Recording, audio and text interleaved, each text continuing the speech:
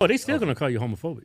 I mean, I don't care what that. I don't. I mean, if you can be homophobic if you believe that, I don't know, that the planet isn't warming enough, climate change denier isn't good enough to call you homophobic for that too, right? Yeah, so, I had an interesting incident in Iowa. Actually, there was a woman who I think I saw this. disagreed. There was a couple of these in Iowa. Maybe you saw this one. She was a veteran.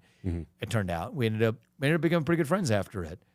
She's like, I disagree with your views on LGBTQ, and I said, okay, well, she was shouting at the event, and I let her say her piece, but I shared with her that I don't believe men should be competing with women in women's sports competitions. Just common sense. She said, what did you say? I said, I do not think men should be competing with women in women's sports competitions. She said, no, I agree with that.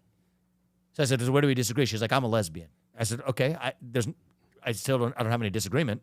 Continue. Where's the disagreement? Right. And it turns out she was like, well, do you think that we should be doing a better job to take care of our veterans? I said, yes, I do. She said, I am a veteran. That's great. Gave her a high five. We actually ended up, having a pretty friendly interaction after that.